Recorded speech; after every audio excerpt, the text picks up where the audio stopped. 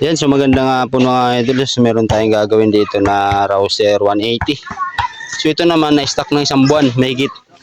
Ayan, so hindi na siya umaandar, no. Pero tinry natin siyang bypassan, yung battery ko. Nag-connect kami ng wire doon. Pero ang sadya talaga namin dito is papalitan namin ng dalawang rocker arm, tapos piston ring, tapos mga gasket. Yun lang ang gagawin natin dito. Timing chain, tsaka chain guide. Tapos linisin rin natin yung carburetor niya. Kasi dati pa naman ay may problema talaga yung rocker arm nito mga idol. Ngayon, kakalasin muna natin, sumamaya natin sa pandarin. Pero alam ko andar to kasi hindi naman siya na nagkaroon ng problema bago ito in-stock eh. Umandar pa naman, no. So yan, kukalasin muna natin. Ayan, so kinalas na rin natin mga idol, no, kasi sabi nung dating gumawa nito ay bago daw yung block, no.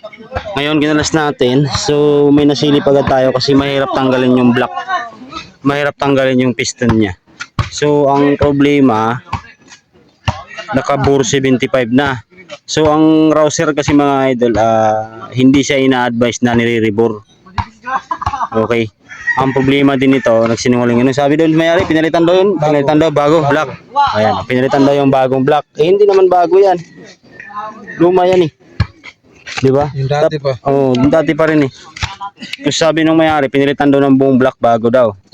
Pero ang parang naging bago eh, bore 75 yan oh. Ayan oh. Hindi lang siya ganong malinaw pero naka-bore 75 yan. Yan oh, kita nyo naman. S75 DJ.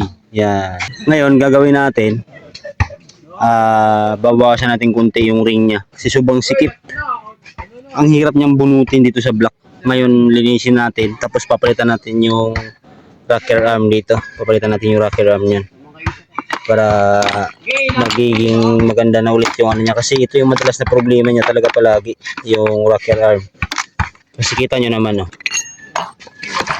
Yan. Nilagay kasi dati, yan, ito yung kakalabasan mga idol pag naglagay kayo ng rocker arm sa head, pagka nagkabaliktad yung washer, ito yung washer na sinasabi ko. Papakita ko sa inyo lahat para may idea kayo. Yan, no. Alam niyo yung washer na yan. Diba? Yung washer na yan mga idol, pag nailagay nyo, dapat dito siya sa kabila. Parang ito, dapat dito siya nakalagay sa kabila, di ba? Nailagay nila dito sa kabila. So, problema yon. Pagdating ng kayod ng roller niya sa rocker arm, pagdating dito sa camshaft, ganyan, oh. Ayan. Sa gilid tumatama. Ayan, sa gilid tumatama. Ayan, oh. Di ba? Ayan, oh, sa gilid tumatama. Kaya nagkaka-problema tuloy. Yung camshaft ni sir, naghihingalo na rin to. Kunti na lang, oh. Sabagay, sa ulo na lang naman. Hindi na natin siya bubunutin. Kung sakaling bumigay. Diba? Kanin na lang kulang. Yun.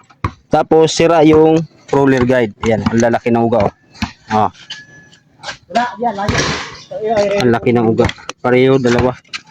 Kaya papalitan natin siya na rocker arm. Ba't kailangan natin magsinungaling na bago? Ano yan? Diba?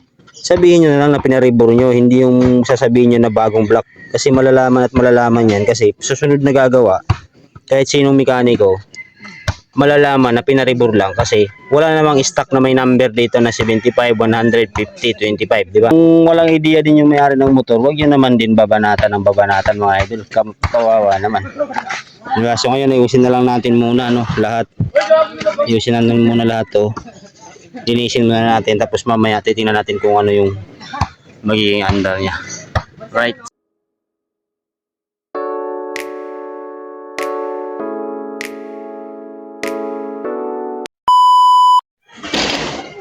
Yan, so ito na yung Rouser 180 mga idol. So mandar na naman siya, no. So pandarin natin.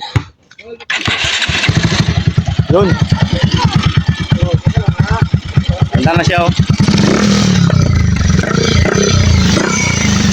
So, ang ganda pa ng sipon. So, may problema din to na iba mga idol, yung ano niya, yung isisor niya kasi may bungi din. Pero ito naman, pwede pa naman magamit to. Kaya lang, kailangan na rin talaga palitan. Naka-open kasi, kaya ganyan yung tunog. Yan, so yun lang, Rouser 180.